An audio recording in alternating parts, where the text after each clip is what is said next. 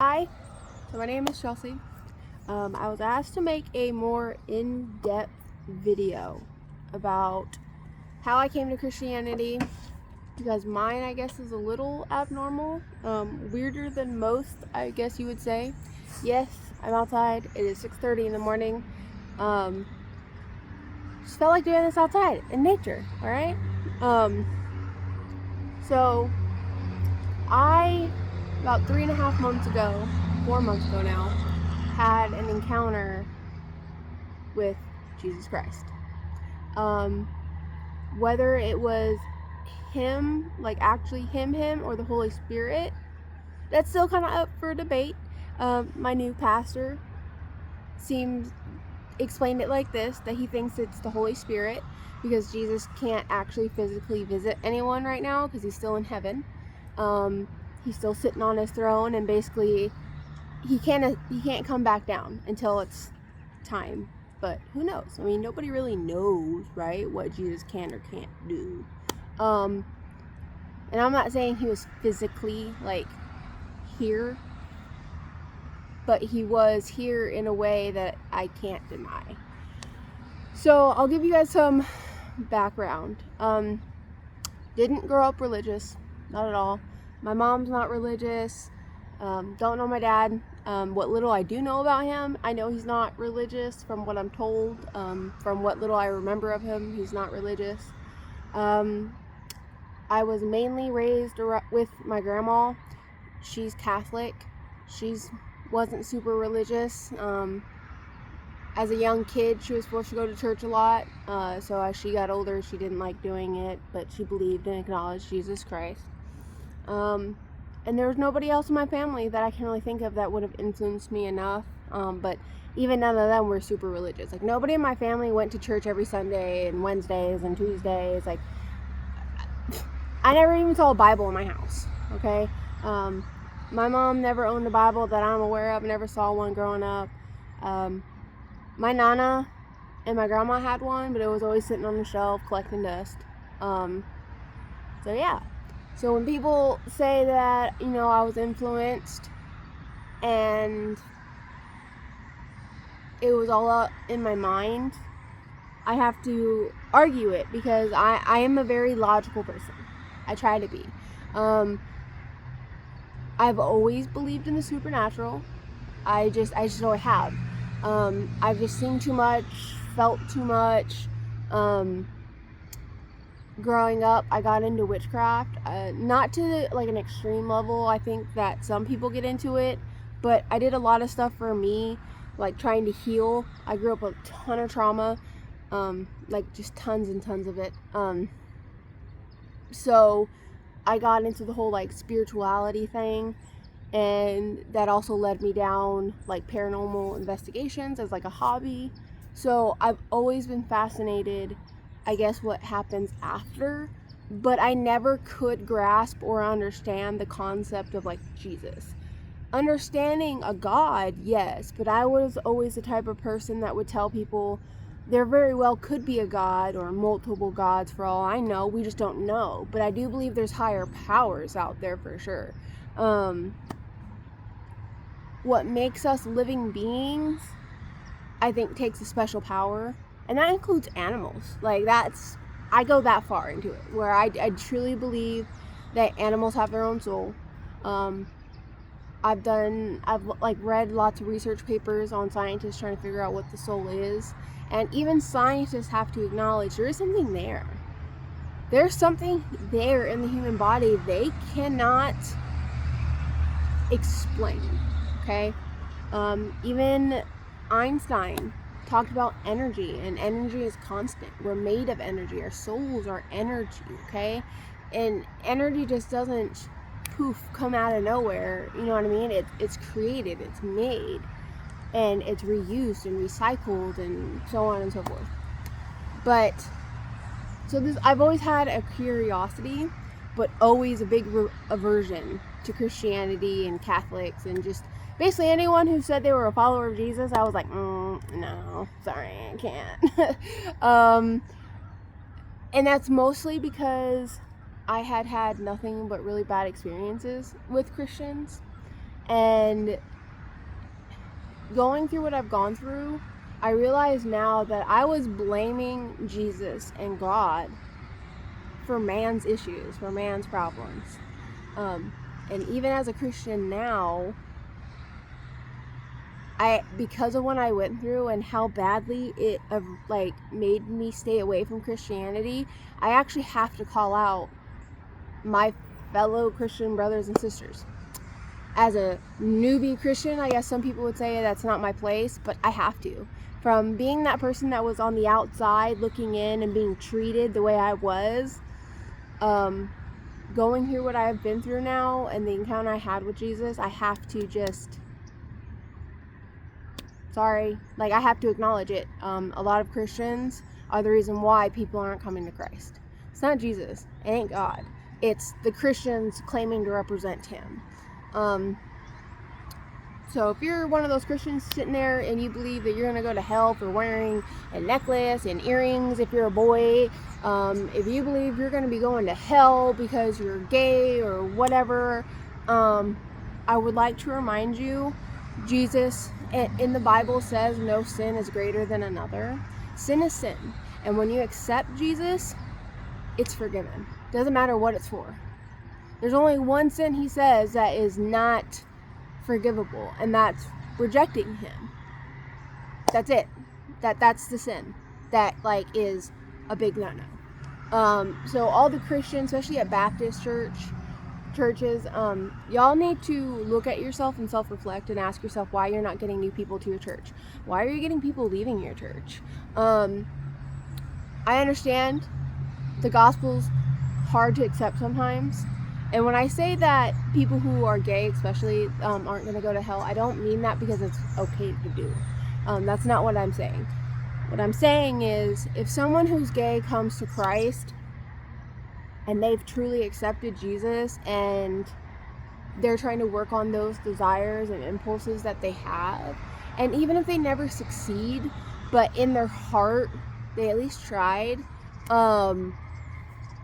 Jesus says they're forgiven. We all die imperfect. We all die sinners, period.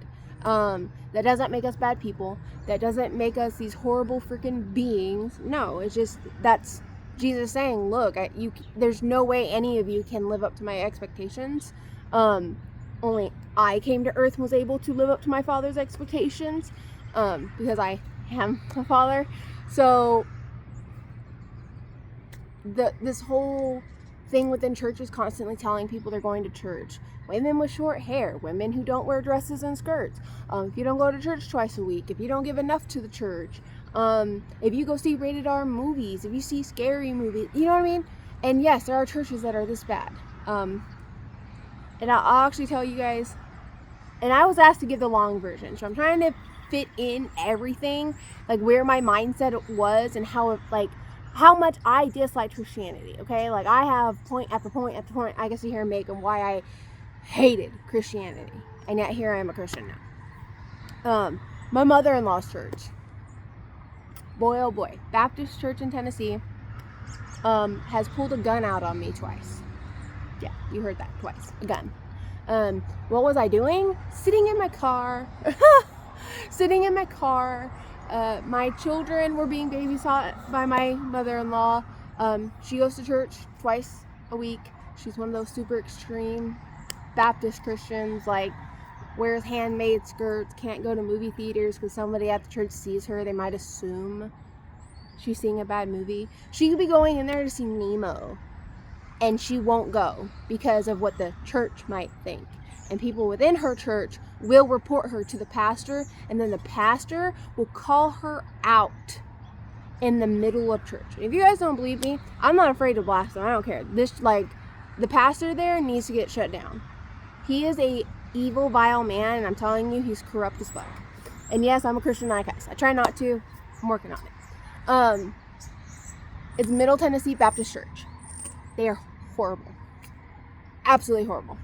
And the pastor there, oh my God, what's his name? He's a big fat guy, big fat white old man, bald, living in a multi-million-dollar home, has super luxurious cars, works no other job, the only thing he does is pastor at this church, and he goes to other churches around Tennessee and other states.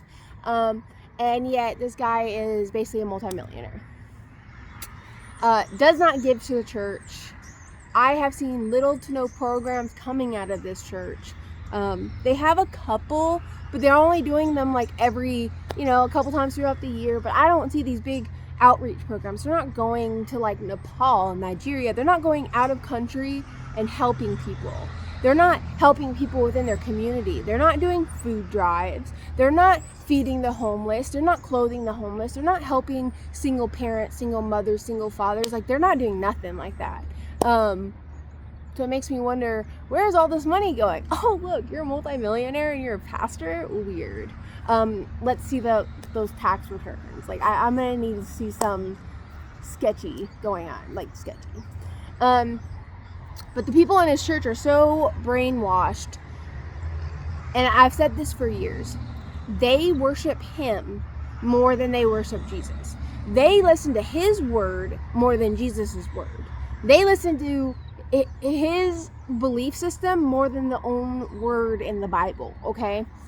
And this man will take scripture and twist it so far. He jokes and will scream in the church saying that, if you're going to get your wife a Christmas present, you better put it in the oven, because women these days, they're so focused on everything else. They don't even know how to cook. They don't know, they're not being a godly wife. So you better, if she wants a present, put it in the oven for her to find it. Maybe it'll teach her where she should be. Exact words, that's actually on YouTube. You can look it up. He says the N-word. I think there's only like one black family that I've ever seen in that church, and whether they continue going there, I really hope not, because he is a racist man. He says the N-word, he says sand, and like, he is a bad, evil man. Constantly dogging on women. There's women that have been assaulted in his church, and he blames the women. And who are the men assaulting in his church? People high up, people in his church. Like, people that pastor when he's not there. My husband's sister was one of them when she was a teenager. Like, she was 15 years old, okay? And it got to the point where my husband's dad stopped going. My mother-in-law blamed my sister-in-law, even though she had the text messages, video proof. This man was stalking her, like following her home, coming to her work, sending her super inappropriate messages, like nasty. And mind you, she's a minor, and this guy was like, at the time, 40, 50 years old. The pastor there made her go in front of the congregation because this got out. Obviously, that's not going to stay hidden. They tried to keep it and sweep it under the rug, but that didn't happen, because thankfully my sister-in-law at the time actually stood up for herself and started calling this behavior out and telling people what happened. So obviously that spread like wildfire in the church. The pastor made my sister-in-law stand in front of the congregation and tell them that she lied. Yeah. And then threatened to kick out my mother-in-law. And my mother-in-law is so obsessed and so brainwashed by this church, she punished her daughter for being a victim. Refuses to believe it and acknowledge it, even though she's seen the videos, she's seen the text messages. Her own husband stopped going to the church because of it. My husband got mad and said some choice words as a teenager, and the pastor brought him into the back room and threatened physical violence on him if he didn't shut his damn mouth, basically. And then threatened him if he left the church, he was going to make his life hell. And at the time, my husband was like 16, 17 years old, about to go in the Marine Corps, and the pastor was like threatening him to contact the Marines and like try and get him so he couldn't go in, and that was my husband's dream, okay? He went in, and he stayed in for many years. But that's how bad this man in this church is. So that really, really averted me to Christianity, especially once I got here in Tennessee. I could not believe how bad the churches were here in Tennessee, and I've been here for on and off for like almost 13 years, okay? I'm originally from San Diego, California, so real big difference. Alright, So I'm going to get off that topic of why I hated Christianity and how I definitely can't have religious psychosis, how I wasn't influenced by anything. Nobody with that background and who has those kind of stories is going to sit there and want to be a Christian or claim to be a Christian after having dealt with basically the church hurt and the Christian hate for as many years as I did.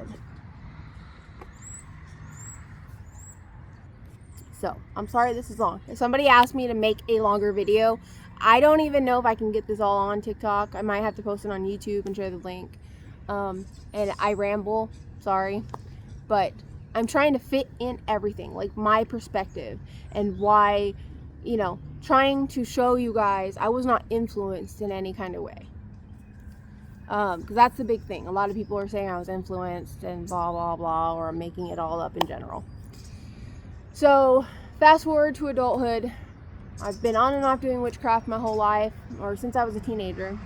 And mind you, I started doing witchcraft when I was around 13, 14 years old. Messing with tarot cards, doing readings, doing Ouija boards, doing seances, doing blood rituals, all of it.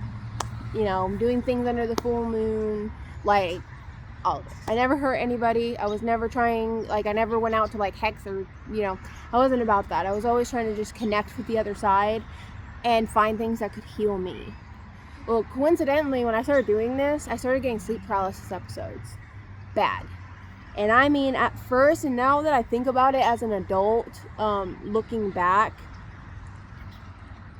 they were demonic.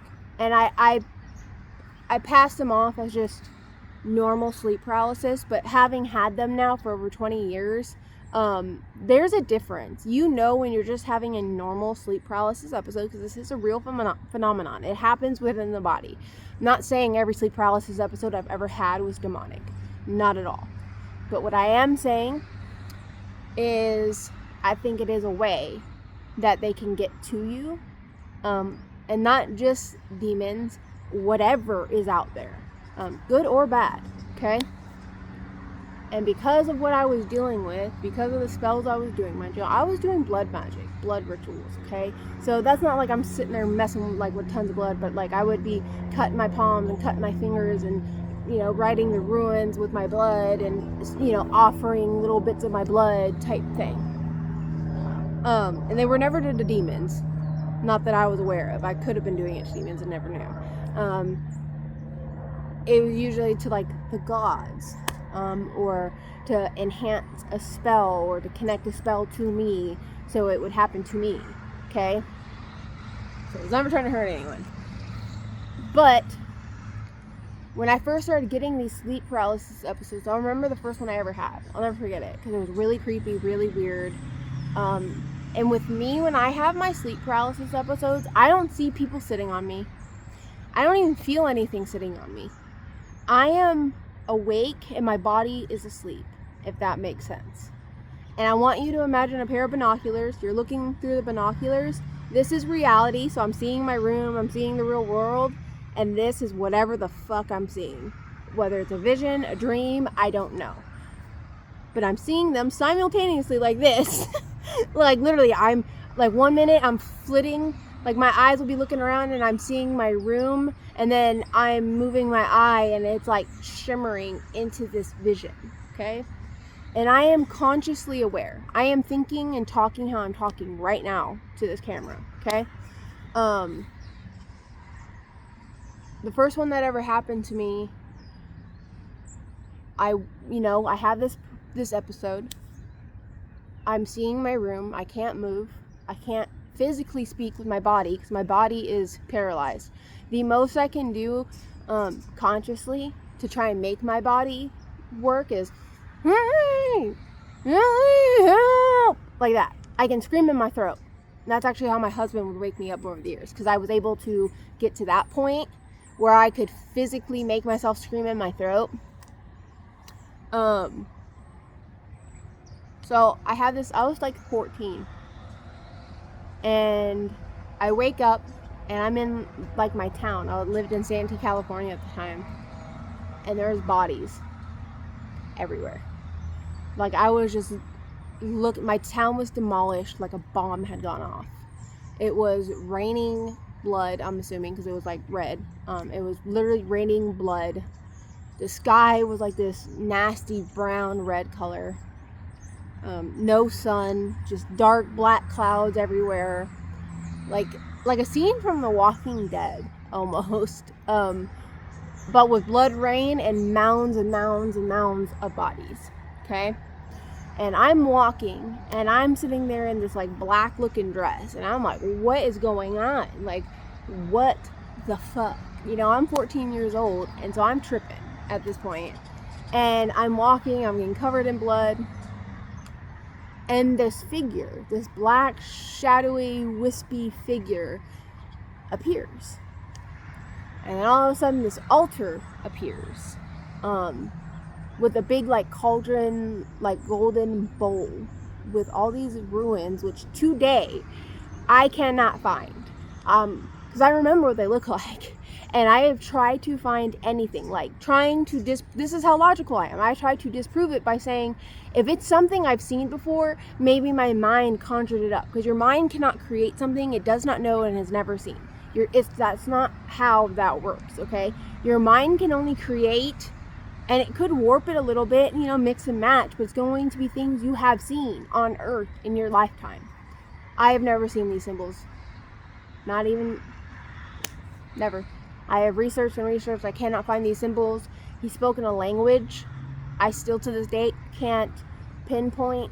And I've heard this language, by the way, multiple times over the 20 years I've had sleep paralysis episodes. So this figure appears, and he starts to like solidify. At first he was like this smoky stuff, and he has his hand out. So he's like this, with like a hand in his pocket, and he's like this. Like that. And he's tall. He's probably like 6'8", almost 7 foot. And he starts talking, but I can't understand him physically, but he started speaking into my mind in a way that I could understand. And he's telling me to come here. And he's telling me if I accept his offer, I'll get whatever I want. That he can make the pain go away.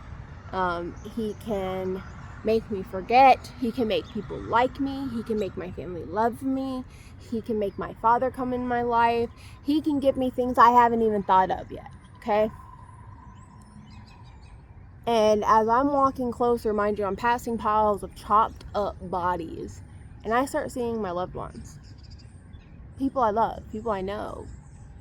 People I never have met, but then met later down the line. And that's another creepy thing, that I'll get this weird sense of deja vu. It's only happened twice, where I've met two people from that dream that were chopped up bodies. And either it was a coincidence, or man, I found the doppelganger. I don't know. And these were people in other states. One of them was in North Dakota, and one of them was here in Tennessee.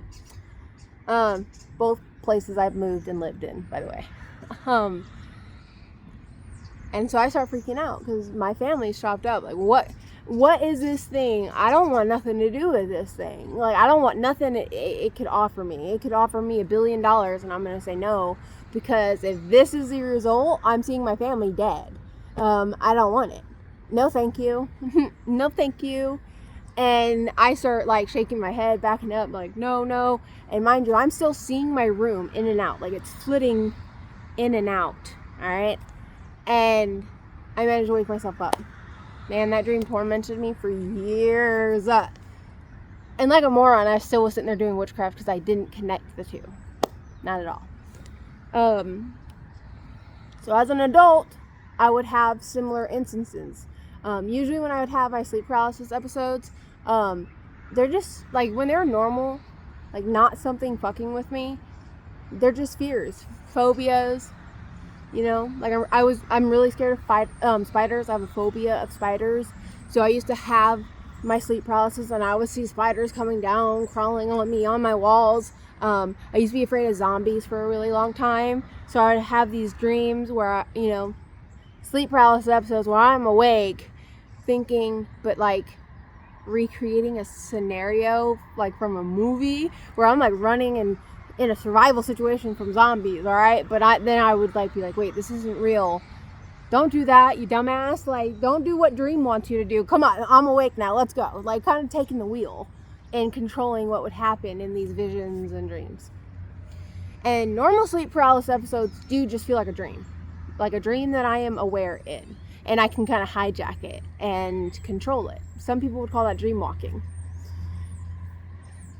The ones where I had something demonic and or just something weird and evil messing with me, they were always different. I was always in my room.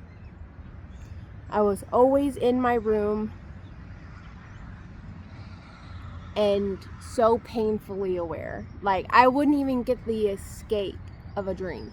That first one from when I was a teenager was the only one where I was sitting there like vividly, I guess, dreaming and seeing this demonic figure, okay? After that, no. They just tortured me in my reality, my real reality. And when you're in those states, remind you, how scientists explain it is like half your brain is asleep, half of it is awake, okay? So I am seeing reality, but part of my mind is in such a deep state of sleep. Basically hypnosis, I guess some would call it.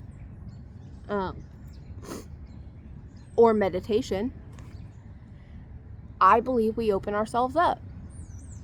And they have a way to get in.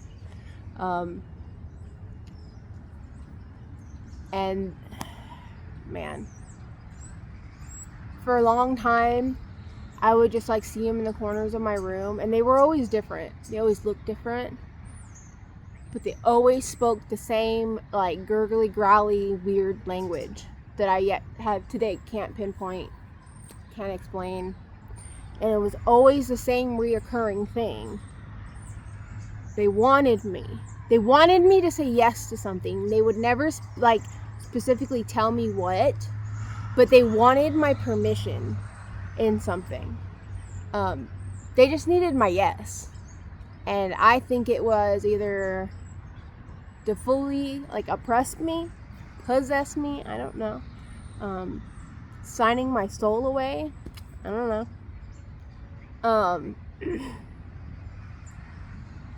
And I would like see their claws. Like sometimes I always knew when they were coming, because there was this one, because mind you, I would see different ones, but they all looked kind of the same.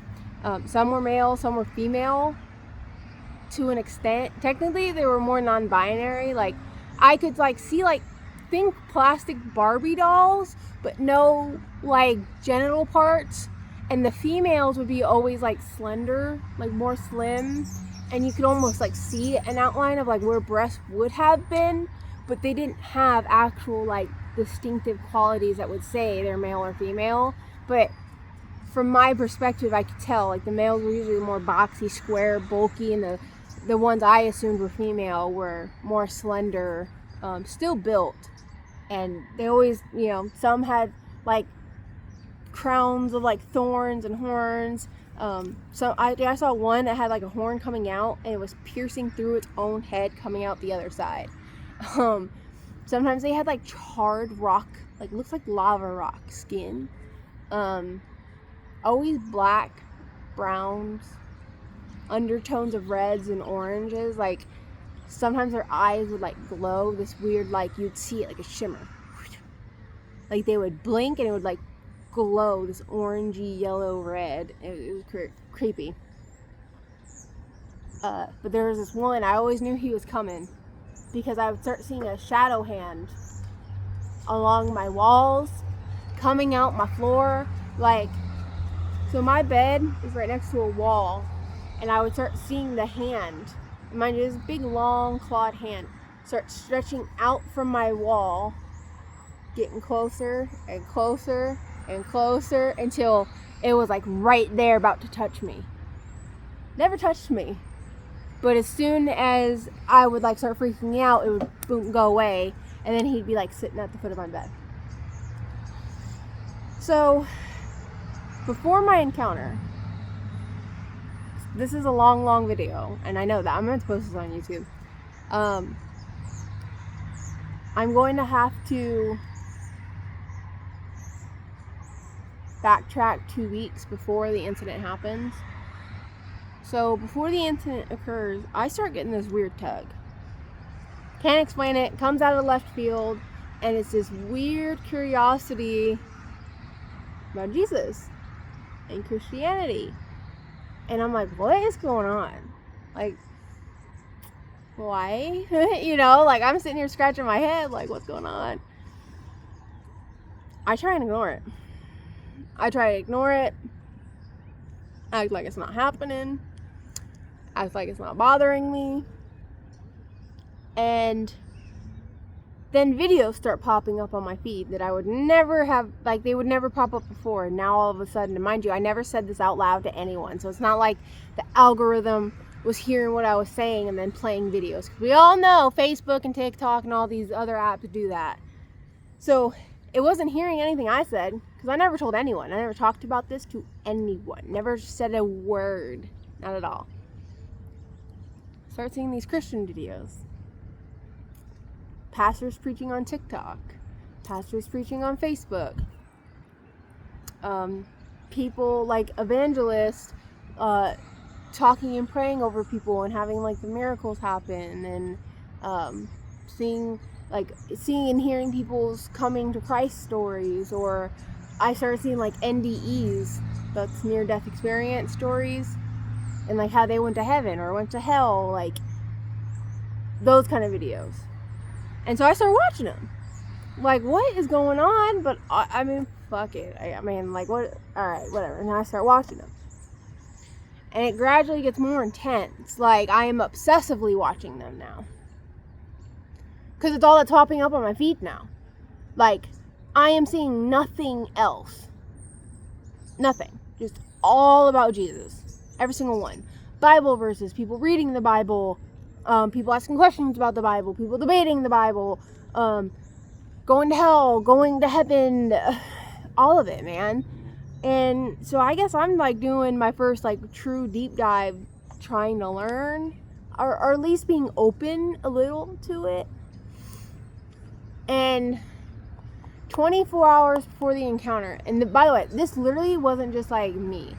It felt like someone, Jesus, took a lasso, threw it around me, and was sitting here, come on, and just tugging like that. All right? It was so deep. I could feel that tug, and almost felt like the supernatural way of it. Like, this was just things popping up on my phone that had never popped up there before. All right? So, explain that to me. And the night before, or 24 hours before the event happens, I cave, and I'm like, look, man. And I say my first prayer, and this is literally how I say it. And not word for word, but the last part is, if you're real, I need a sign. I don't know how to pray. I don't know if this is even going to work, but I feel like you can hear me if you're real. But I need help. I don't know what this feeling is. I don't know what this tug is. But I have a feeling it's you because it's all about you. But I've never believed in you. So we have a conundrum, buddy. This is how I was talking. Okay? This is how arrogant I was. So I say, look, Jesus, if you're real, show me a sign. I need a real sign. Send somebody into my life. Let something happen. And I'm thinking like, I'm going to encounter someone on the street or at the store, or I'm going to almost die or something and someone saves me and whatever. And they tell me about Jesus. I don't know. I said, treat me like I'm stupid, Jesus. I need you to make it real dumb and break it down real easy where I can't explain it away. That I can't talk it away. I need this to be in your face, undeniable proof. Please. If this is where I'm supposed to be, if you're calling me And if you're real, I need it. I'm sorry. I don't trust the world. I don't trust anybody. I was like, as far as I'm concerned, I don't know if you've ever helped me. My life has been horrible. It doesn't feel like you've helped me. So I need a little grace. I need some grace right now. Like, you shouldn't have to if you're real and you're God. I get that's probably a big ask, but I'm selfish and I'm going to ask. That was my prayer. I don't think anything of it at this point either, by the way. I need to go inside. Hold on. Okay, I'm inside. My phone was about to die, sorry. So, I'm bargaining with Jesus at this point. And mind you, I didn't know about the Trinity. I didn't know that people considered him like God in the flesh. I didn't know anything about that. I just knew that he was a man that died on the cross, and supposedly it made you go to heaven. That was it. So I say my prayer, and I meant it, guys. Like, I know it sounded like I didn't, but I did. In my heart, I truly said my first, like, real prayer, I think, ever in my life. Because I was so confused. It was kind of like a Hail Mary. And I left it, like, I wasn't sitting there telling myself it's not going to work, oh, this is stupid. It was, I think, my first true Hail Mary of a prayer where I was just like, it's in your hands. Either you answer and respond or you don't. So 24 hours go by. Like, that whole day goes by. That night, the next day, next night, I go to bed.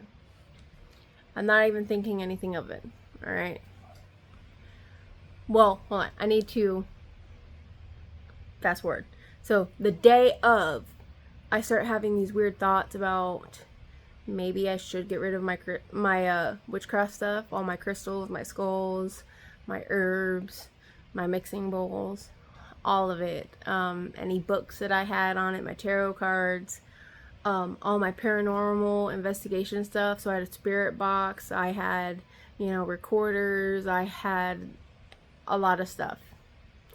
And I had this weird thought that I should maybe I need to get rid of it. Maybe this has been evil and I've been tricked and lied to. And I mean, I've seen it. I've talked to these things to an extent. Like, not full on conversations, but they have said some creepy bad things to me. And I happened to come across a video, because again, these videos are still continuing, where they're talking about Jesus, and is a former witch like me who came to Christianity and starts explaining how most witches are lied to. And I hate calling it being a witch, because most people aren't witches. They don't even consider themselves witch. I never considered myself a witch. The best term I could describe it is New Age. You know what I mean? New Age / you're practicing pretty much Norse pagan religion. Because I know a lot of them, they worship Freya and Thor and Loki and all these other different deities and whatever. I was more centered on nature. I never specifically called out any god. It was more or less of whatever controls this earth and this space and this universe, that's who I'm talking to right now. That was kind of me. Almost Native American-like. And I actually very much like the Native American way of life. I still do. I think they may have the names wrong, but whatever. God is in charge of everything. He's the mother of the earth, technically. God doesn't have a gender, if you want to be real specific. But he is. He's the creator of the earth. He's the mother of the earth, if you want to look at him in like the feminine kind of way. He's Alpha and Omega, just like they said. He's all of it. He's everything. But anyways, so I have that thought, and it wasn't like I want to say not a serious thought, but it kind of was. Like, should I? I don't know. But she had some good points, things that I've been experiencing, like As soon as I don't do something they want, or I start getting out of it or falling away from it, bad things start happening in my life. And I used to joke, like, the spirits are punishing me because I haven't talked to them in a while. Like, I would joke about this stuff because that's how often odd things that I couldn't explain would happen. Hauntings, voices, mimics. Alright? Like, I've had people stay at my house. My mom, my grandma, before she passed away, and after my grandma passed away, because she passed away in my home. I've had a mimic in this house since I moved in. It mimicked my dead grandma's voice. And mind you, my grandma raised me for most of my life. Like, I lived with my grandma more than I did my own mom. So when I left California, she moved to Tennessee with me. And when she got sick, she started getting dementia. I made her go to the doctor, to the ER, because something was wrong. And she kept complaining she couldn't breathe. And found out, because I was trying to get her diagnosed for dementia, because it was bad. It was getting really bad. And I could not, like, I was in the process of trying to get power of attorney, because her own son lives in New Jersey, which is my father. He could have cared less. So, anyways, found out she had cancer and dementia. And so she came home on hospice with me. And she died in my home. This thing would start mimicking her voice. Would shout, Chelsea, Chelsea, can you help me? Can you come here for a minute, Chelsea? Like my grandma would, and it would sound just like my grandma. So I don't know, you tell me if that's demonic or not. Anyways, so I have that thought. I go to bed that night, and I have my sleep paralysis episode. It was not like anything I had ever encountered or had before. I've talked about a couple of my sleep paralysis episodes. Normally, I'm seeing things. I can see my room, whatever. This was just darkness. And I'm talking space dark. Like, so absent of light. I could have had my hand right here, and I couldn't see myself. Like, I couldn't see nothing. I was in the absence of light.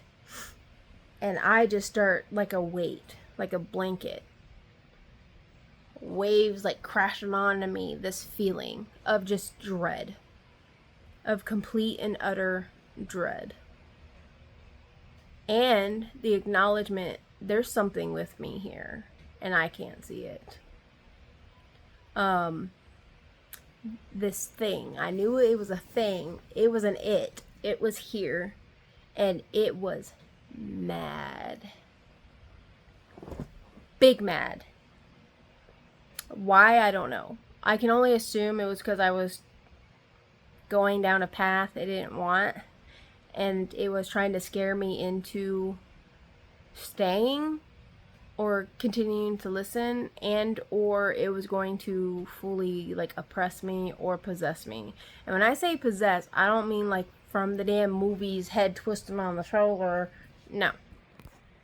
I believe when demons possess, or any evil entity, I like to call them evil entities, because the church will say there are no spirits, that there's only demons, but in the dark, in the Bible it talks about fallen angels.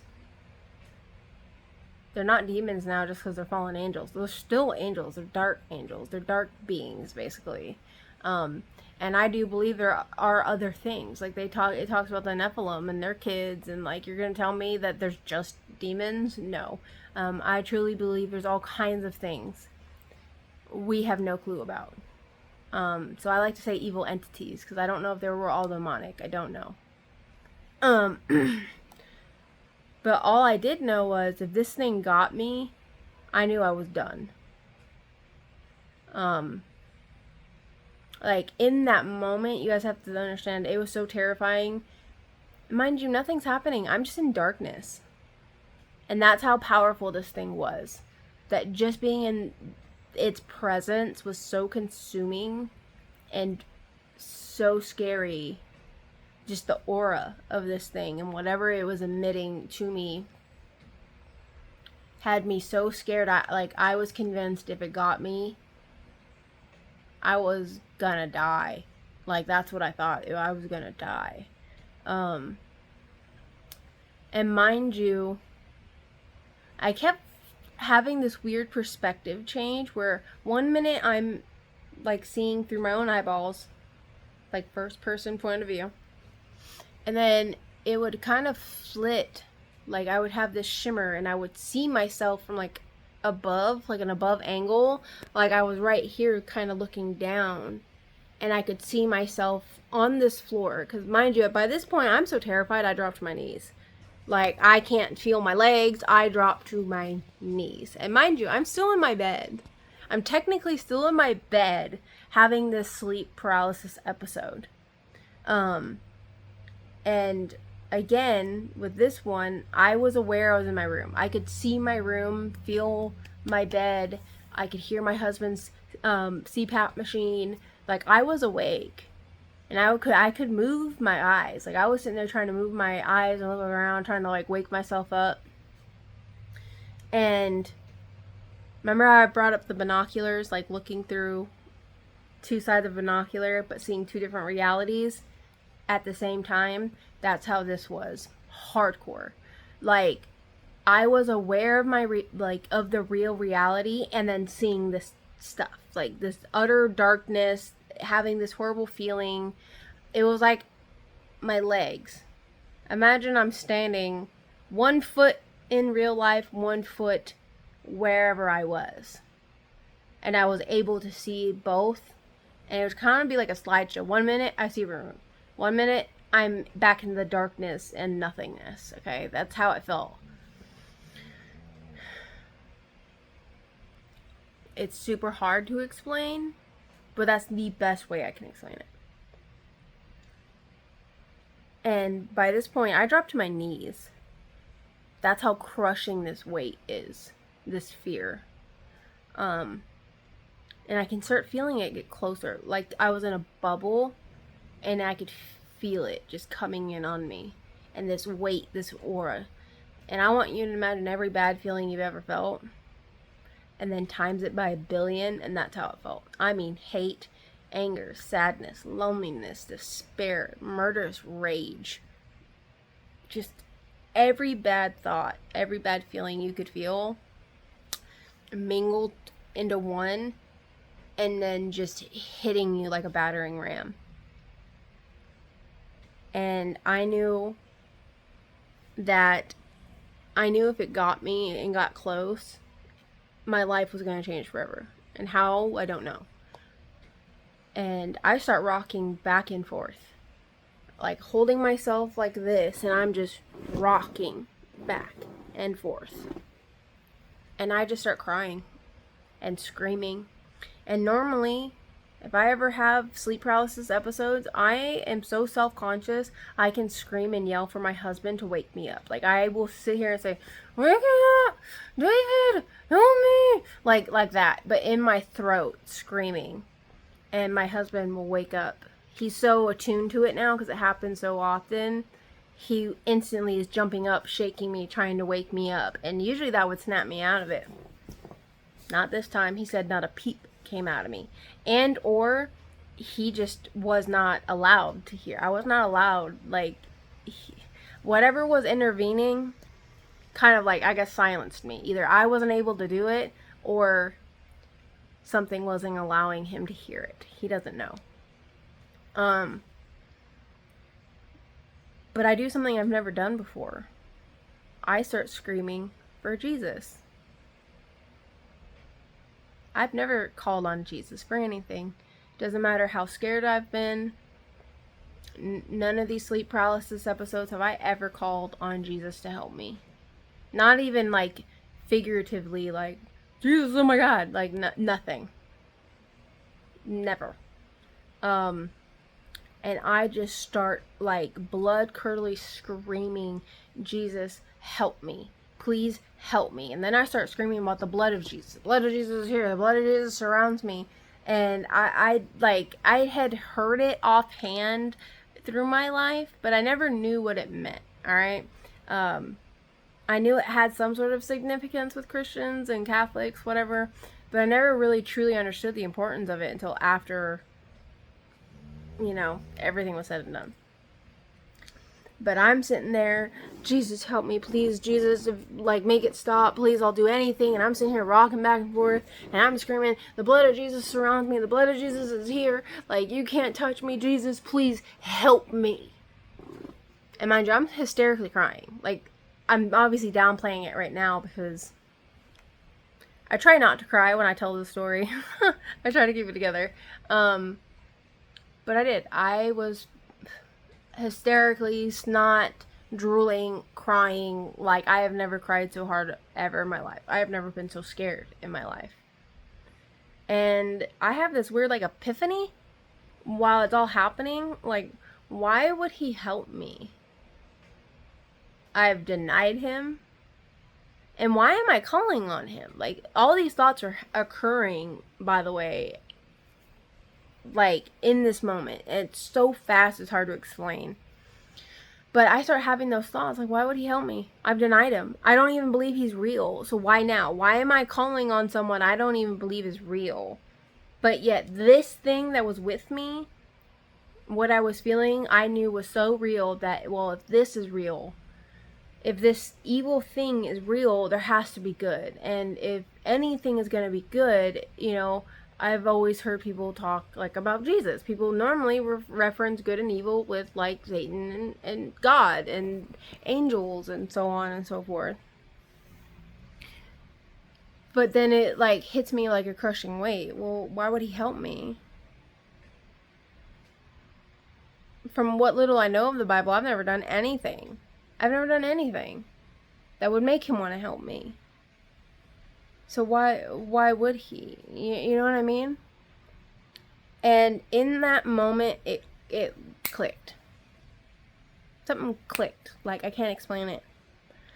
The closest way I can explain this is having an ego death. And you'll have to research that up if you don't know what it is. It's usually a term used in the psychedelic world, people who do mushrooms and acid. And it's basically where you're experiencing something so life-shattering and so life-altering that your sense of self ceases to exist. Chelsea didn't exist anymore in that moment. I was, in a way, taking who I was and shredding it up like a piece of paper. I was shredding myself up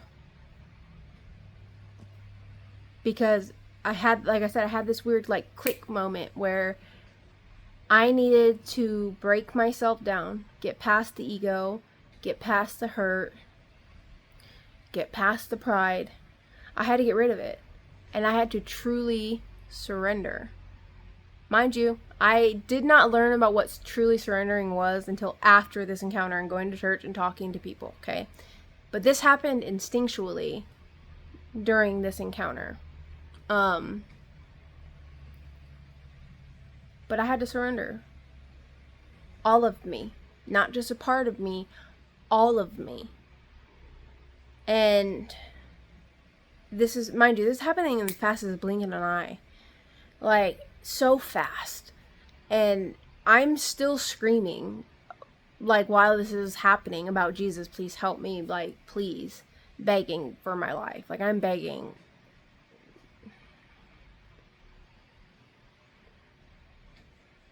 Sorry.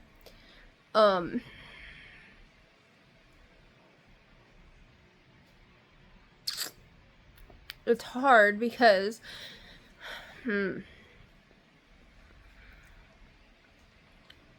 I have never been so scared in my life that I've begged like that. And I've had guns pointed at my face. I have been around thugs and people selling drugs, and I've been on the streets, and I've had, the worst of the worst kinds of dreams, but I've also experienced some of the worst in real life, and never have I been brought to that point of fear. And just such utter despair. and hopelessness. Like, I have faced literally the barrel of a gun multiple times. It happened in Nashville. Walking out of a bar, and I actually bumped into somebody's shoulder that was walking past the bar on the Broadway strip. And this guy turns around, and all of a sudden there's a gun in my face. I'm looking like all cross-eyed at the barrel of a gun.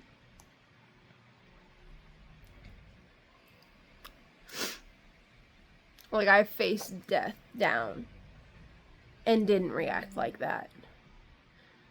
Wasn't as afraid. But yet this thing scared me that much. Because I just somehow knew in my heart and soul this was... I'm not just messing with my flesh. This isn't just like my life in a sense, like my body. I knew if it got to me or I accepted or gave in to whatever this thing was, I wasn't just risking like physical pain. I was risking forever. My soul. And, yeah. So as I'm having, I guess, the equivalent of an ego death,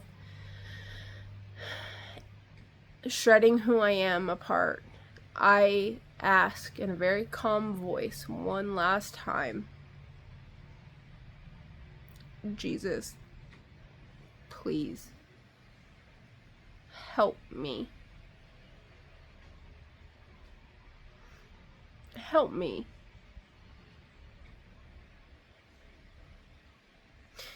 And when I say it the last time, I threw myself down. Like, my forehead was hitting this black pit of darkness. Like, I'm on a ground, like a floor, I guess. And I just throw myself forward. And in my head, you can imagine, like, I'm basically, like, throwing myself at his feet. That's what I was doing. And when I said it that last time, poof, I'm gone. My head's still looking at the ground, and I'm still, like, crying and freaking out. But as soon as I said it, I was gone. I was gone. I was somewhere else. And it took me realizing I'm no longer in this pitch black anymore. It was bright. Mind you, my head's down on the ground. My hands are out in front of me. I had just been screaming and crying, you know, begging Jesus to help me. And all of a sudden, I'm seeing grass underneath me. I'm looking at grass, like, just this close to my face. Looking at grass. And it's bright light shining down on me. So I sit up. And I start looking around. And I am like... what?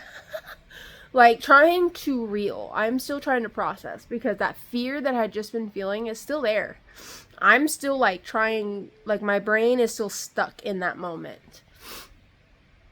And as I start to slowly kind of calm down, because now I'm facing a new fear. Like, I wasn't scared, like, I was recovering from what had just happened in this darkness, this place, whatever I was in. But now my brain is, like, short-circuiting. Like, really short-circuiting. Because now I'm seeing things I don't have words for. Like, literally. Not figuratively. I literally don't have words for what I'm seeing. I can't. It felt like my brain was short-circuiting and couldn't process, because I'm seeing things I know. I'm seeing rolling hills. Because as I look around, I see just as far as the eye could see, rolling green hills and trees and flowers and a stream. And this bright blue, like baby blue, vibrant colored sky. But within all of these colors, I am seeing colors I don't have names for. Like, they're not on our color spectrum. The grass had it. The trees had it. The bark of the wood had it. The sky itself had it. The only way I can describe it is when you look at paintings and you see like the layers of color to make it have depth, you know, and like dimension, you'll see the colors like kind of blended in, like mixed through, and it happens in our day-to-day life where the sky isn't just one solid baby blue, right? There's whites and dark blues and some grays and then like really light baby blues, right? Okay. I was seeing these other colors mixed in. And I don't know. The only way I kind of can explain it is it looked like everything had its own aura, I guess. Like whatever these colors were that I don't have names for made everything seem to glow. Like be like bright. It wasn't physically like glowing like a damn light bulb or a glow stick. It wasn't like that. It was like I was seeing the glow, but inside itself. I don't know. I can't explain it. And like I'm looking now at the grass, and the grass is like this beautiful green, the most vibrant green and detailed. Like it looked like I was looking at everything. Forget 4K. It was like I was looking at everything at like in 100K. Like my vision was so sharp and clear, and everything was so detailed. Like, just crazy. And I'm sitting there looking at this grass. Like, at this point, I stand up, and I'm just, like, looking around, like, twirling in my spot, like, what is this? Where am I? Like, where am I? And I'm standing up, and I go to look over my right shoulder. Like, this is how detailed and vivid this was. I look over my shoulder, and I kind of half turn like this, and to the right of me, there was like, I was at the top of like this slope, this little hill. I start hearing like sounds, like rustling, and like little thuds. And I'm like, what's happening? And then I see white. And I'm like, what? Then I see heads, little white heads. And come up this hill, sheep. Bright as white, pure white sheep. Like, sheep. Like, I'm sitting there like, sheep? You know, like, I'm still me. I'm still thinking how I would think. And I'm sitting here, my brain is so fried at this point. Just having gone through this horrible traumatic experience. Now I'm in a place I don't know where I am.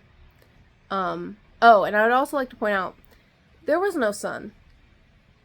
No sun. I looked and looked and looked. I did a full 360 view, and I looked, and there was no sun. But yet, it was so bright. But not like, it was the brightest of the bright that I can describe, but it didn't hurt your eyes. Not at all. But anyways, here are these sheep. So now I'm fully facing where these sheeps are coming from me, because, like, I get their sheep, but I'm still kind of, like, nervous. I'm scared. Like, I don't want my back to anything that now, like, I'm seeing something. Like, I don't want my back to anything. So I face these sheep. And they are probably, I would like to say, like, 25 feet away. Maybe. I don't know. It was hard to kind of judge distance in this place. But I'd have to say 20 to 25 feet. And they're coming up over this hill, and there's a bunch of them. And then, mind you, they're walking up the hill. I start seeing brown. And I'm like, you know, like, I'm, what's happening now? And I notice that it's a person. It's a person. And as he's walking up the hill, all these sheep are surrounding him. He's in the middle of this flock. Like, this flock of sheep. This herd of sheep. Whatever you want to call it. And as soon as his face like comes into view, like clear view, and I'm processing what I'm seeing, I drop to my knees.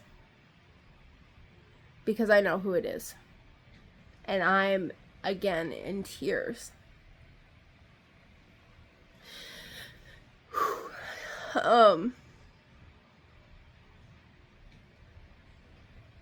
I'm just on the ground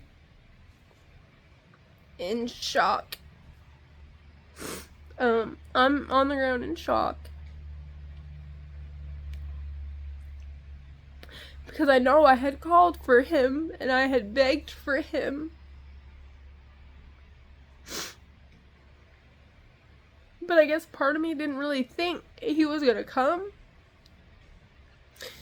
I wasn't able to explain what was happening to me and where I had been brought to, but never once did it occur to me that he actually listened.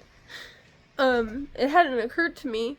I just thought, I don't know how it happened, but I was whisked away to some new place. And he's smiling. He's got this, like, the most beautiful smile I've ever seen.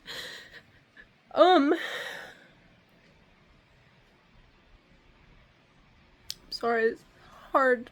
I said I wasn't gonna cry, but,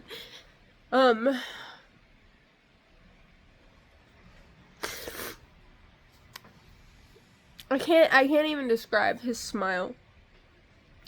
Because it's just everything. That's the best way. It's everything. I want you to think of everything you ever longed for and needed in your life. And his smile just radiates it. And it's not just his smile, it's him. It's him. It's like getting the best, like the hug you've always wanted that would make you feel better. And finally getting it. It's like taking that first breath. It's like having all this hurt and anxiety in you, and it's like all of a sudden it's gone, and you're able to breathe. Truly breathe and feel, and not feel the hurt, and not feel the pain and the stress, and not have all the burdens of your life and your past. It's like being free. Truly and utterly free. And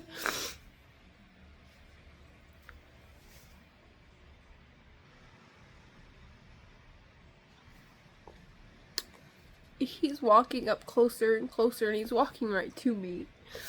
And mind you, I'm on my knees, and I'm just crying hysterically looking at him.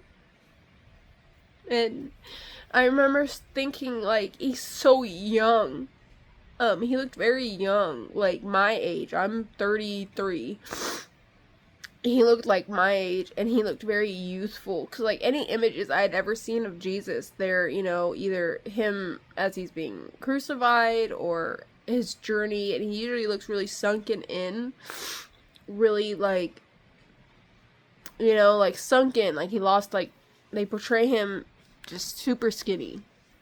And he was not like built, but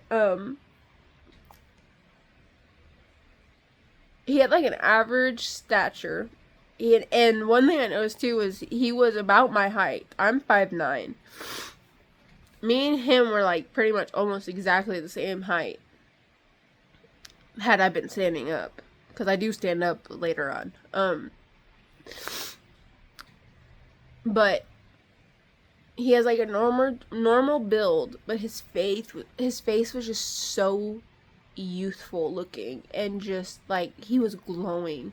He wasn't actually glowing, but you could feel it like radiating from him. This power, this love, this grace, but it's strength, like just this unwavering, like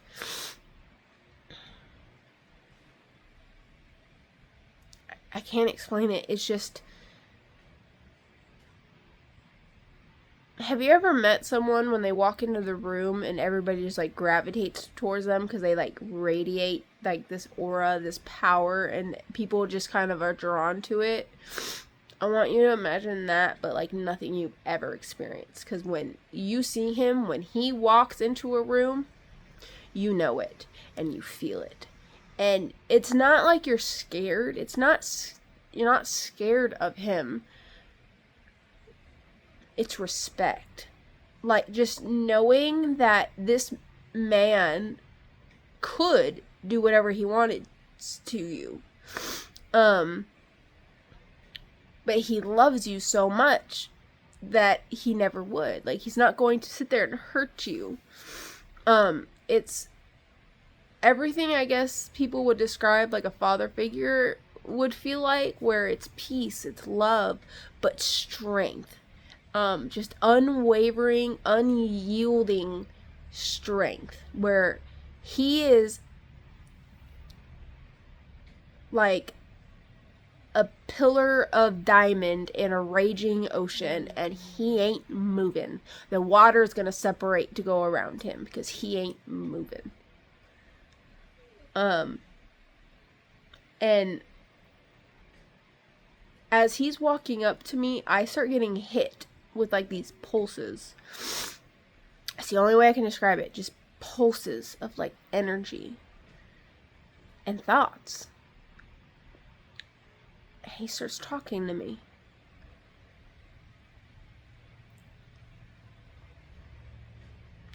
And they're not words like how I'm talking right now.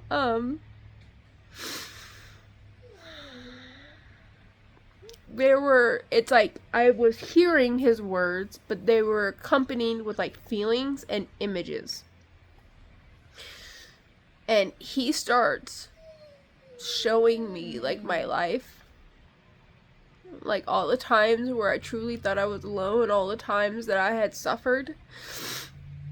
Anytime I had been sexually assaulted, anytime I had been taken advantage of, anytime I had been strung out on drugs or drunk and people were abusing me, or, you know, the times I had overdosed and I was sitting there thinking I was alone and how broken I was in those moments. He was like showing me and like telling me I was never alone.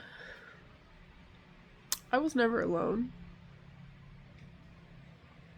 He was there. He was there. Oh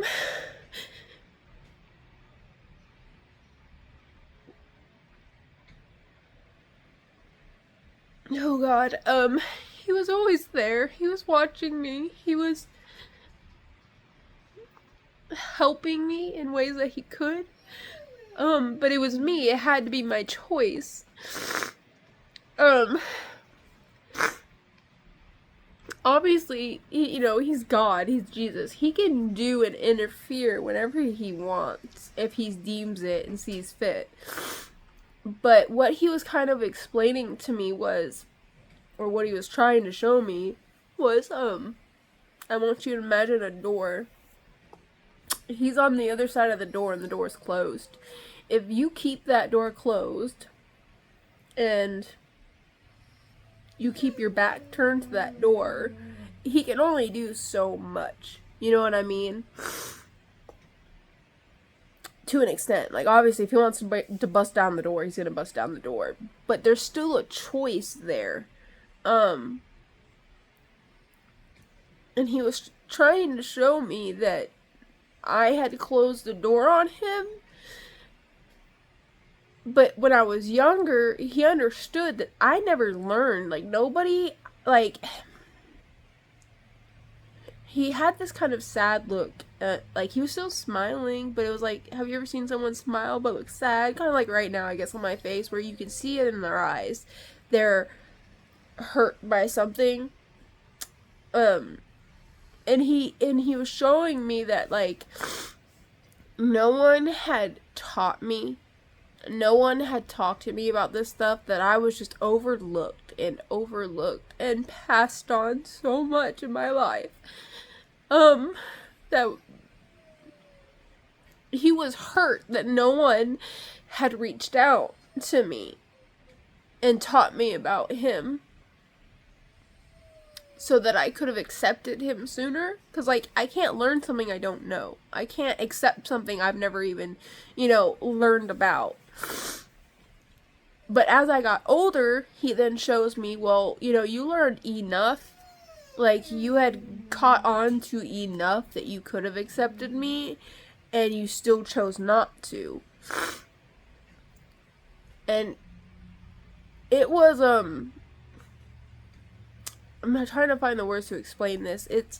He was, like, understanding, like, getting it, like, how can you accept something that you don't know, you were never taught about. But then as I got older, to the point, like, my teenage years, older, like, I'm not like 13, 14, 15 years old and up, I was mentally mature enough that I could have figured it out and asked. And I chose not to because I was repulsed by it, I had been rejected and overlooked so much by people that claimed to be Christians, and just everybody in the world. My mom, my biological father, like my own siblings, everybody just was, I was either the punching bag or just forgotten.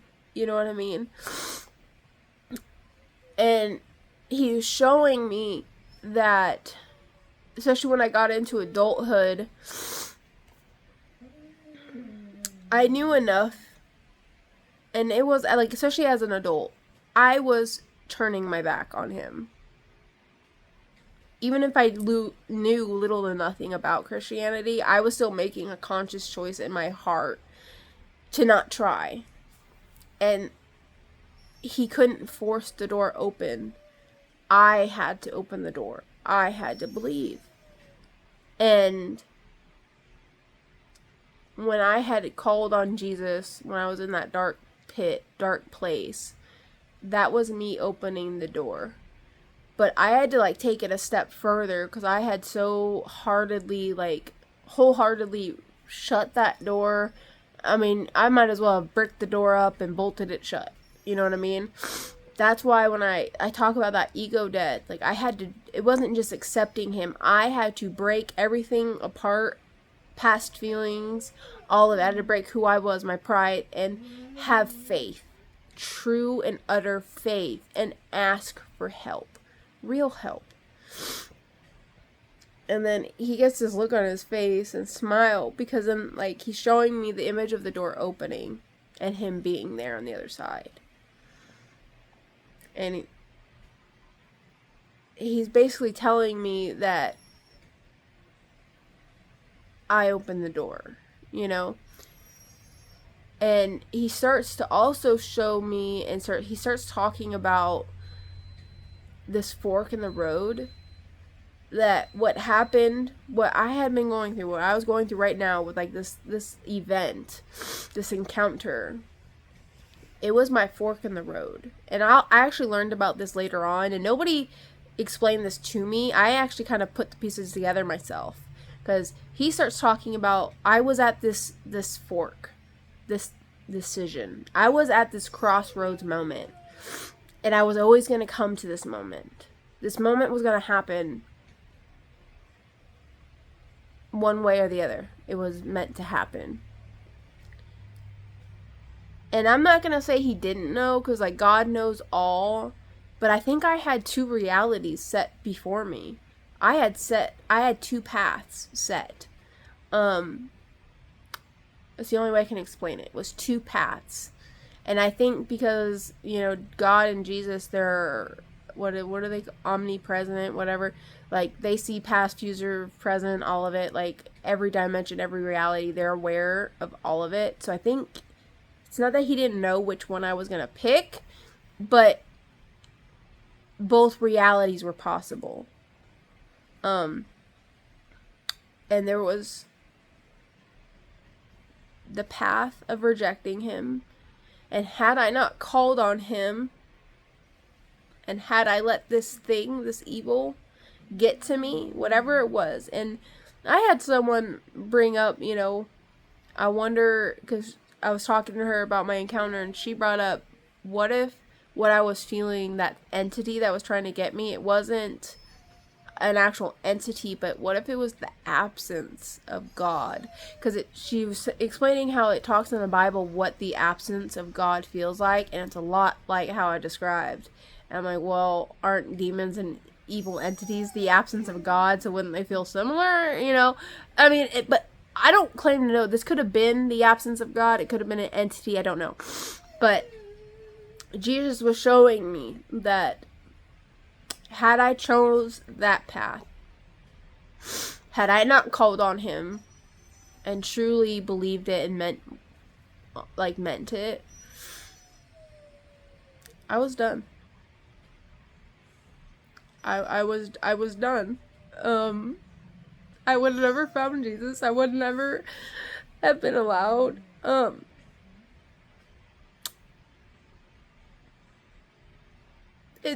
Somebody else brought this up when I started talking about this. It talks about in the Bible, there is a point in people's lives where it's too late. That if you shut your heart so off to Jesus and you shut him out so much, there is no redemption. Like, there is no, like, you'll just never get to that point where you're willing to accept him. And had I not called on him, he said that was my future. Like, that would have been my path.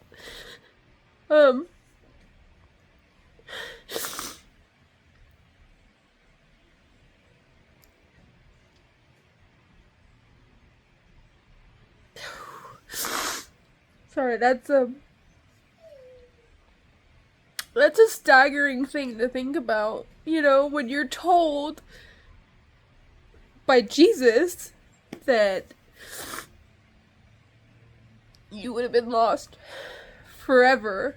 And mind you, I've been going my whole life sitting here thinking, like, I truly believe if you're not a bad person, why would you be punished and go to hell for it? You know what I mean?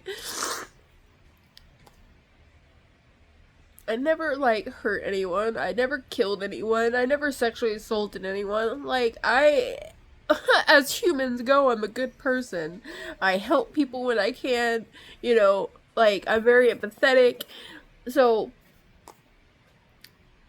it hit me hard that if someone like me, simply because I never would have, if I couldn't come to that point of accepting Jesus and acknowledging him and who he is and what he's done and accepting him into my life and allowing him into my life, that I would have had a dark, dark life ahead of me, and then an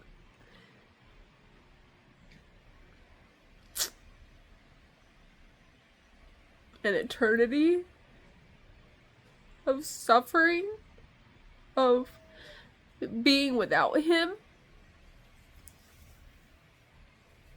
And what people don't understand is they think hell is a punishment for people. Hell wasn't even built for us. And he kind of, like, it shows this too, that he doesn't want any of us to go there. Like, he doesn't want us to. And he's trying everything that he can, that, you know, within his power, because it's still, God gave us free will. It has to be a choice. If he were to come here on earth and be like, hi guys, I'm Jesus, believe in me, look at all these miracles I'm doing, when he had already done that in the first place, it defeats the purpose of choosing him because we want to, because we have faith in him. You know what I mean? But hell was created not for us. It was originally created for Lucifer when him and all the other angels rebelled and fought against God, and God sent them away. Because hell didn't even exist at that moment. God had, well, where is he going to send them? He couldn't send them to earth. He couldn't send them where they could hurt other people, right? Or any other beings. So he created this realm for them. And they turned it and warped it to whatever hell is now. Alright? It was a holding cell. It's prison. For Satan and all the other angels that fell and whatever dark entities have now created a mass down there, okay? But when we as humans don't accept Jesus, why is he going to let souls and beings into his realm that are going to disobey, cause chaos, and don't even want to be there? You know what I mean? And that's kind of how he was, like, explaining it. Like, it's either, like, he doesn't want to see us go there, because we were not meant, the human soul was not meant to go anywhere but home. And our home is to God. We all came from God. Our souls want to go back to where we belong. But because of the choice of free will, and that it is a choice, that if we don't accept it, there's no other alternative other than, I guess, like, if God really wanted to, just blipping you out for eternity, which I don't know, maybe that happens. I don't know. I didn't really ask. I didn't think about it at the time. But yeah, he's not gonna, like, you can't go there. If you don't want to go there, like, you don't choose that for yourself and choose Jesus and God, you're not gonna go there. And so I had to, like, when that hit me in the face, like, I'm crying like a baby even more now in front of Jesus. And he leans down and he puts both his hands on my shoulder. So, like, he leans over and has one arm here, one arm here, and he's in front of me. And he lifts me up, like, rises me to my feet. And he told me that it, like, with his actual lips this time, because the whole time his lips haven't been moving. He's just sitting there, like, giving me like little eye movements and kind of quirking his lips or getting really stern, depending on what he's projecting and what, like, we were kind of talking through our minds and our thoughts and feelings, you know? But he then, you know, shows me that I opened the door. I chose the other path. That instead of going this way, I went to him. I chose him. And he starts projecting on me that, he gets kind of sad too. Like, he gets this, like, sad kind of look, but he's still kind of smiling, you know. He knows that this was hard for me. You know, Jesus is really understanding. I will say that. Like, he knows us in and out. And he understands, like, our thought process. He understands the battles we face as humans. He's not stupid. It's not like it's my way or no way and I don't get it. Like, he gets it. He gets the thought process for each individual. And he understood for me as well. Oh, I forgot to mention this. Like, when I first saw Jesus too walking up to me, I started getting, like, the thought, like, my father's here. Like, that's my father. You know? And this was when I had to first drop to the ground. Sorry, I forgot to say that. And this has to do with what I'm about to say. So, when he's showing me the images, and we're, like, talking, mind you, this is in our head, like, together, and I'm getting hit with these pulses of feelings and thoughts and images. He shows me, like, he understands why this was hard, and how alone I have truly felt, and how my big thing, like, what broke me from a child, from a 3-4-year-old child, not only, like, the physical and mental abuse I had to, like, endure, but had to suffer through it, see it on a daily basis. It was the absence of my father, my biological father. And my soul, like, my spirit, deeply, I guess, has this weird thing with the father figure. And because I was never taught about Jesus, and that I always had a father. Yeah, I have, obviously, my biological dad on earth, but I also had my true father. He was there. I just didn't know about him. So I was never able to form that connection with him. I was never able to know him. But he was sitting there showing me that he knew me. and he was always there. And he was like, not that like he was sorry. I'm not gonna say that he said sorry, because it wasn't like that, but he was empathetic that I had to go through what I did. All of it. At especially at such a young age. Like, I was never able to just be a kid and be happy. I have known nothing but being scared, fear, anxiety, before I could even talk. Okay? That's what I knew. And that's what I had to grow up. That's how I was formed. Was like, I was shaped with nothing but fear, anxiety, and being scared of punishment, and then abandonment, and then, you know, just so on, and the mental abuse, and then the physical abuse, and like, you know, he felt horrible for me, because that's not how his children are supposed to be treated.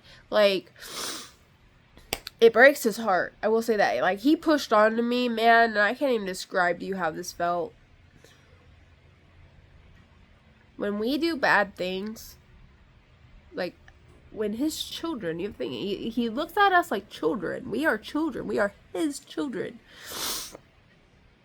It breaks his heart. It kills him. It kills him. And I'm to blame too. Like, yeah, I suffered a lot, but guess what? I also sinned a lot, and I've done bad things. And like, I started instantly feeling like shit. Like, I mean, instantly, because when he was showing me, like, how much this affected him, I started feeling guilty. Like, I have, like, the fact that I wronged him killed me. I mean, broke me, shattered me. Because the man who has always been there for me, who has always loved me for every flaw, every imperfection, he loved me, the real me. And this is what I did to him. This is how I treated him. I rejected him. I talked bad about him. I mocked him, and then I ignored him my whole life and blamed him for everything. And you know, the world blames him for everything, and it broke me. Like, I was sitting there breaking down. Like, again, I start crying, and I start feeling absolutely just like, how could I? How could I treat the only person that's ever loved me truly and been there for me? How could I treat them the way the world has treated me? Like, am I really so selfish? Am I really that bad of a person? And the answer is yes. Yes. Yep. Even though I did those things, like, unknowingly at parts of my life, as I got older, I still chose not to try and understand him and what he was about. You know what I mean? So it was still a conscious choice, especially as I got older. And man, like, being with him though, and having him show me the world through his eyes almost, and like the perspective, it changed me. It did. It really did. I can't really put it into words. Like, I'm trying. I've been talking for an hour and a half, and I'm trying to explain this in detail to you guys so you actually can see and understand this encounter. When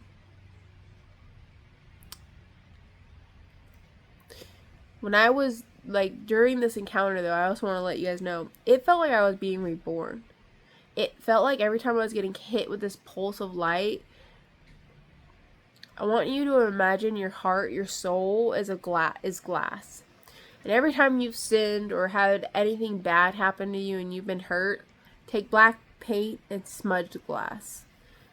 Sometimes it's clear because it's not that bad. Sometimes it's gray. Sometimes it's pitch black, like it's bad. and you've been staining your own heart and your own soul, and the outside world has been doing it to you too.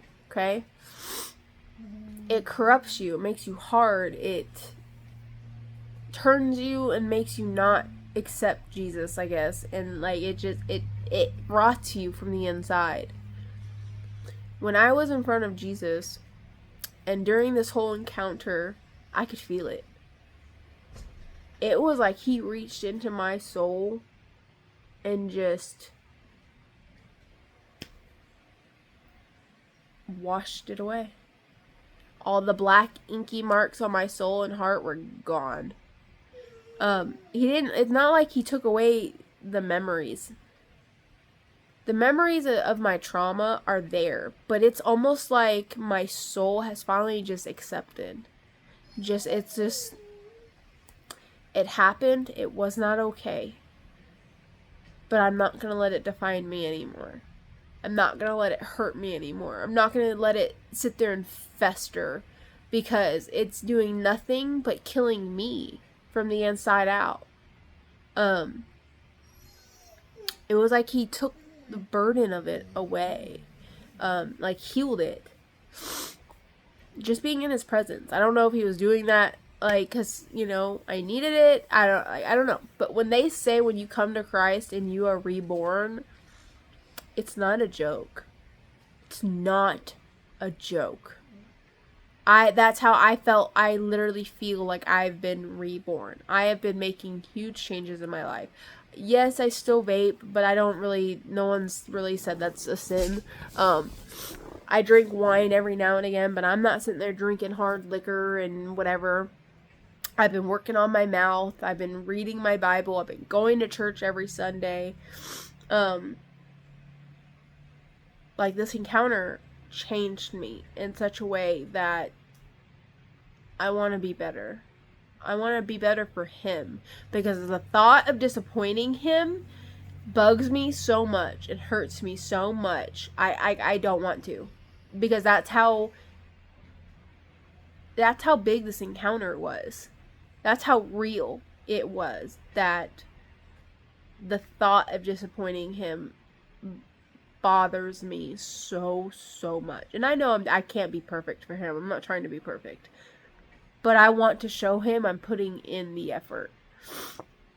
That I appreciate what he's done for me. That I appreciate that he's forgiven me and loves me even though I really don't deserve it. That's what you do. When you love someone, you want to be good for them, right? Right. But anyway, so I kind of got off track there. Sorry. He's still pushing this onto me. I'm being reborn. He's washing and taking away my pain, alright? And I get this weird, incredible urge. I want to hug Jesus. And I start, like, berating myself. Like, you can't hug Jesus. Like, quit that. Don't you dare touch that man. Don't you dare lay hands on Jesus. Like, that's what I was saying to myself in my head. And obviously, I'm not thinking about the fact that he can hear me. I'm not sitting here, like, talking telepathically to someone is weird, okay? And I kind of forgot, I guess, that he could hear me. And he gets a big, like, he gets this big old smirk and, like, looks at me like, like, girl, child, stop it. I just thought that's one of the funny, kind of quirky. And then I go to ask him a question and I'm jumping out of bed. I am jumping out of bed. I went to go ask him something and I guess my time was over. I don't know. But I am jumping out of bed. I am crying hysterically. Like, I woke up crying. I came out of, because again, through this whole story, you guys need to understand, I was still seeing my room. I don't talk about it a lot through my encounter because I feel like it's redundant. But you guys have to remember, I was still aware in my physical body. I think that's like the disconnect here. People, because they hear this, what I'm saying, and they think it's a dream. Guys, I was still seeing, hearing my fan, hearing my husband's CPAP. Like, I could feel myself sunk into the bed. I could feel the pillow under my head. I was aware of my reality, of my room, of my body. I was seeing it. Just overlap it with this vision, this encounter. Like I'm seeing like stained glass. So it's hard, like it's really hard for me to get you guys to truly understand how I'm seeing this, how this is playing out for me. Imagine seeing two videos playing simultaneously, but you can see both, but like in layers almost. And I will come, like I'll see my room more at some point, and then I see this vision or whatever more. Like I'm skipping in and out of like these two pictures, these two movies playing. That's kind of how it feels. Like I'm slipping between consciousnesses, I guess, or scenes. And this is happening the whole time. I know I don't talk about it enough, but it's hard to explain it. But yeah, I'm shooting out of my bed. I'm in tears because, mind you, I'm sitting in, when I'm laying in my bed and I'm paralyzed and I'm having this encounter with Jesus, my body is physically reacting. When I was crying in front of Jesus, I was crying in the bed. Like, I was physically reacting, just not making a sound, because I couldn't.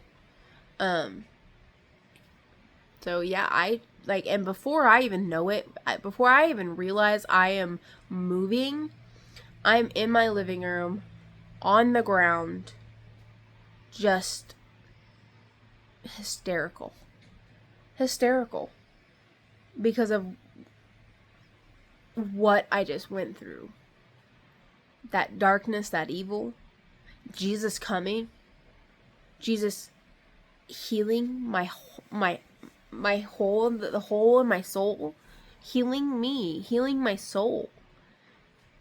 And I take a couple deep breaths, trying to calm down, and instantly, as soon as I'm back, like, I guess, because I feel like a part of me, like part of my soul, truly left, or was being altered. Like I was somewhere else, either my consciousness or my soul. Like when this encounter with Jesus happened, a part of me I feel like was somewhere else. And as soon as all of me is back in my body, instantly, that couldn't have been real. That couldn't have been real. And as soon as those thoughts start coming in, it's like a voice. It was my voice, but not my voice, saying, stop it. You know what just happened. You asked for undeniable proof, and you just got it.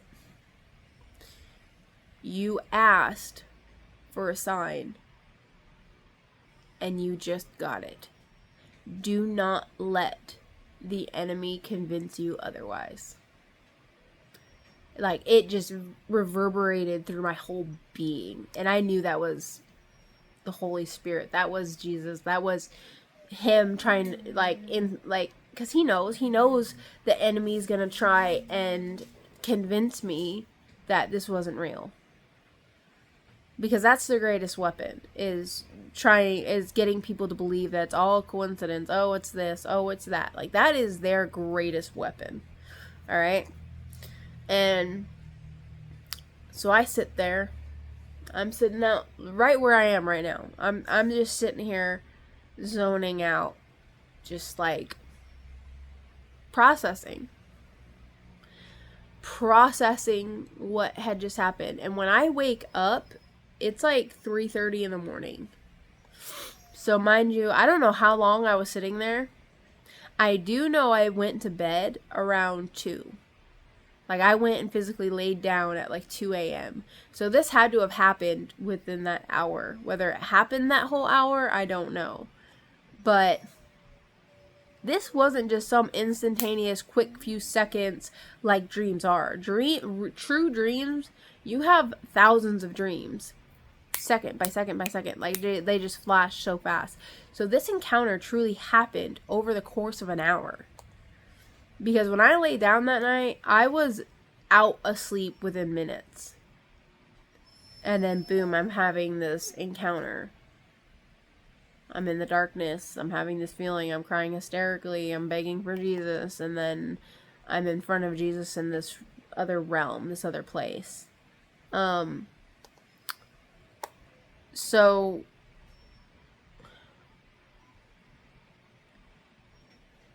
I don't know. I don't even know how to end this, because I guess I can tell you about. So after, I start thinking, how am I going to tell my husband?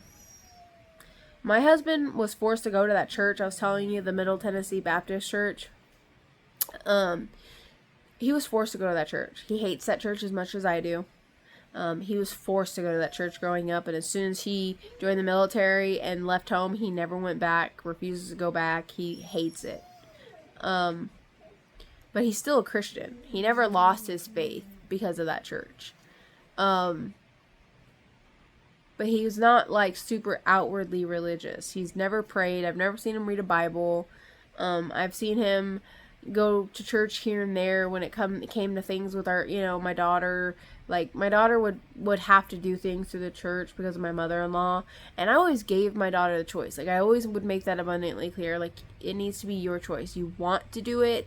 And for a long time, she was doing things out of, like, she felt she had to. And then I also found out because my mother-in-law would punish her and get mad at her if she didn't. And yes, that's been handled. So don't worry on that one. That's how extreme my mother-in-law is. She was punishing my children if they didn't do things she wanted at the church. Yeah.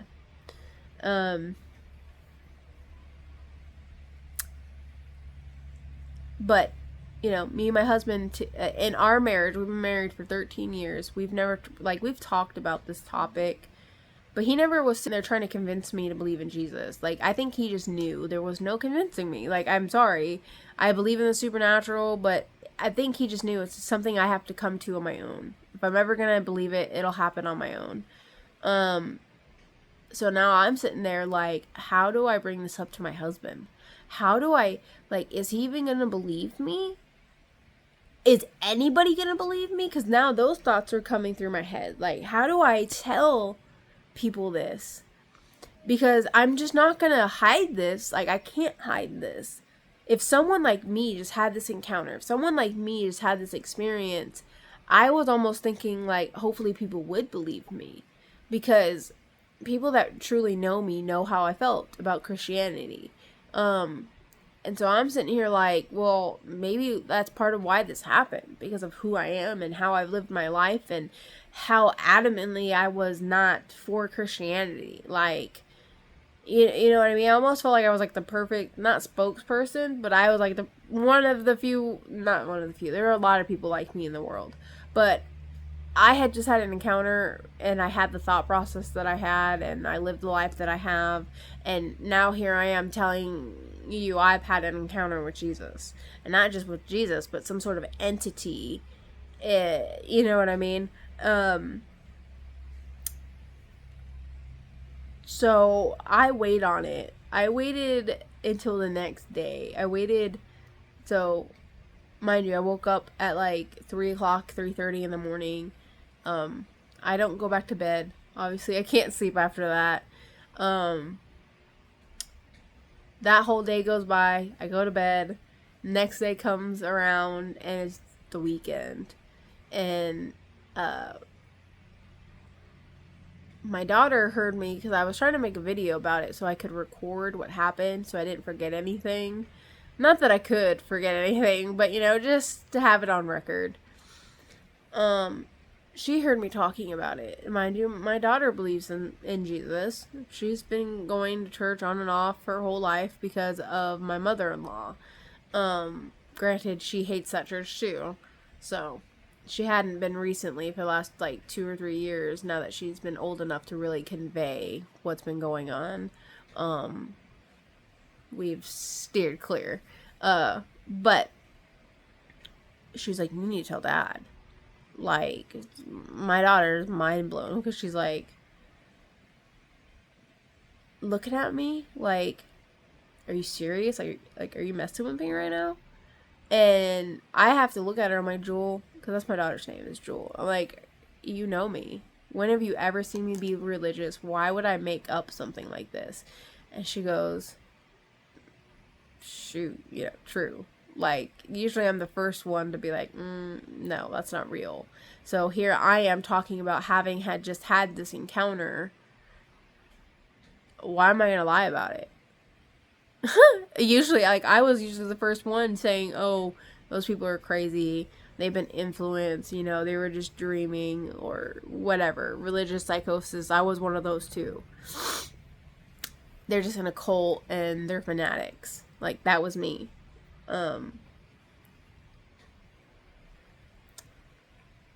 She's like, you gotta tell Dad.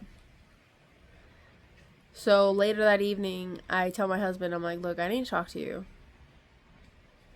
Like, we need to have a conversation. I need to talk to you. So we go in the room and I tell him, I'm like, look, I need you to be quiet. I need you to listen. I need you to not interrupt me until I'm finished. And I need you to understand this is serious. What I'm about to tell you is not a lie. I'm not making this up. I'm not joking around with you. So instantly my husband gets like scared, like, what's going on? Like, he's freaking out internally. Because I don't talk like that unless I mean it. Like, if I'm telling him to be quiet, I need you to listen. I'm about to say something really important that he needs to have ultra focus. Like, you need to be with me and shh. I'm like, I need you to stay silent. Don't ask questions until the end. Let me get this out because this is going to be hard for me to say and talk about. Because I at this point now, I feel awkward. How does someone who's never been religious, who's always felt some sort of way about Jesus and Christianity, I felt like a hypocrite. Like, I felt almost ashamed, and now here I am about to tell my husband I just had an encounter with Jesus. So, you can imagine how I felt. I felt awkward, especially knowing my husband is Christian, and he has believed these things. So it's like, how I felt like a dummy. You know what I mean? So I tell him everything that happened. And just, he accepts it. Like, just, like, yeah. And so I'm sitting there like, you don't think I'm lying? And he goes, no. Not at all. And I'm like, why? And he's like, you wouldn't lie about something like this. Like, I've known you for 13 years. You've never once had an interest in Christianity. You've never once, like, no.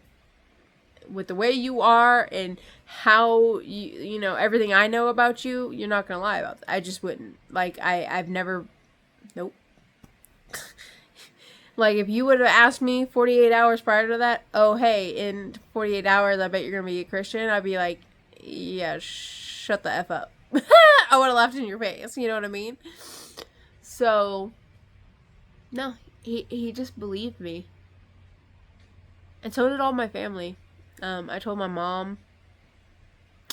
I made a post on Facebook, and one of my older sisters reached out, and all of them. Just, this is how ingrained I was against Christianity, that for me to say what I'm saying, because the video, I made a video and I posted it on Facebook with this long post, and I'm like, look, if you know me, you know me, and you know I'm not making this up, but this is what just happened to me, and I feel like my friends and family need to hear this, because if this just happened to me, and with my belief system that I had, and now, like, I just had this crazy encounter with Jesus, and mind you, no drugs involved, no near-death experience involved. Like, it's really hard to explain away. No, they all accepted it. Like, like, no way she's lying about that. Like, she wouldn't lie about something like that. Not that. So my friends and family, for the most part, took it well. My mother-in-law, we had to have a tough discussion, because she got all like, oh my gosh, I'm so happy now. I truly thought you were lost forever and you were gonna go to hell. Mind you, for the last 13 years, she's been telling me, my husband, that we're both going to hell. She would tell my kids all the time that I'm disgusting, I live a disgusting life, that I'm going to hell. This is kind of stuff I've been dealing with Christianity and her for 13 years. So, I had to have a polite sit down with her, because I will tell you right now, I am very convicted in the fact, after having met Jesus, after having this encounter, I just know a few things. I can't tell you how I know them, but I'm telling you, I just know a few things. And I can tell you right now, that instinct that I've always had about her church being god-awful, and, like, not god-awful, I shouldn't say that, but being evil, being absolutely atrocious, and not preaching the word of God, I can tell you right now, because that was one of the things, too, that kind of popped up, when I had my encounter with Jesus, was like all the hurt I had with Christians and Christianity, and he made that abundantly clear. That's not him. Those people don't speak for him. Those people have corrupted his word. Those people are living in the flesh, living in sin, and they're believing foxes. So, like this preacher at my mother-in-law's church, because that was something I actually started to think about in front of Jesus, and he was like, you were never wrong, basically, is the image and, like, thought he pushed at me was like, no, he's corrupted. He's manipulating those people and all those people within the church. So, like, it's not really their fault that they believe him, but at the same time, if they truly knew Jesus and truly read his word, they would be calling him out on this, and they're not. So they are to blame, because if they were really reading his Bible and reading the word of his Father, this should not be an issue. See where I'm going with this? Like, if you truly know Scripture, and you truly are one with Jesus, and you know Jesus, and have accepted Jesus in your heart, you can call out a preacher and a pastor. If they are misconstruing God's word, and they are just teaching absolute blasphemy and just absolute nonsense, and they are preaching nothing but hate and bigotry and, like, sexism, yeah, you call it out, just as Jesus would. You start flipping those tables. So yeah, I had to have a talk with my mother-in-law, because she's like, started trying to, we're the same now, you can start coming to my church, and I was like, nope, pump your brakes. I have had this encounter. You may believe in Jesus, but I don't think we know the same Jesus. And that's how I explained it to her. I don't think we know the same Jesus. I don't know what this corrupted, evil Jesus you pray to and you've accepted, but it ain't mine. It's not my Jesus. Because the man I met, and I told her, I was pretty honest. I tried to be nice, but I told her about that scenario. And I'm like, if you truly love Jesus and you know the word of God,